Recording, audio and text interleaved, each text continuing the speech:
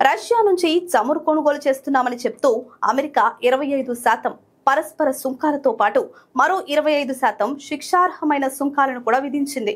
మొత్తంగా ట్రంప్ సర్కార్ ప్రపంచంలో ఎక్కడా లేని విధంగా భారత్పై 50% టారిఫ్స్ విధించింది.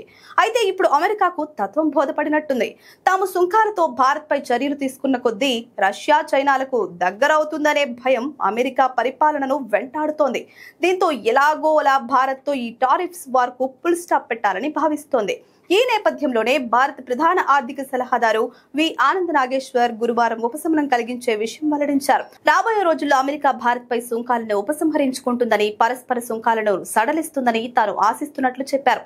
న్యూఢిల్లీలో జరిగిన ఓ కార్యక్రమంలో మాట్లాడుతూ ఆగస్టులో యుఎస్ విధించిన 25% శిక్షార్హమైన సుంకాన్ని నవంబర్ చివరి నాటికి విత్డ్రా చేసుకోవచ్చునని అన్నారు. అయితే ఇది నిర్దిష్ట ఆధారాలతో చెప్తుంది కాదని, పరిణామాలను బట్టి చూస్తే తెలుస్తోందని అన్నారు. ప్రస్తుతం మరో 25% ఉన్న పరస్పర సుంకాన్ని 10 నుండి 15% తగ్గించొచ్చని, ఇది తన వ్యక్తిగత అంచనా అని చెప్పారు. భారతదేశ ప్రధాన వాణిజ్య సంధానకర్త, వాణిజ్య మంత్రిత్వ శాఖ ప్రత్యేక కార్యదర్శి రాజేష్ అగర్వాల్ దక్షిణ మరియు మధ్యాసియాకు అమెరికా వాణిజ్య ప్రతినిధి బ్రెండన్ లించ్ ను న్యూఢిల్లీలో కలిసిన కొద్ది రోజులకే ఈ వ్యాఖ్యలు వచ్చాయి.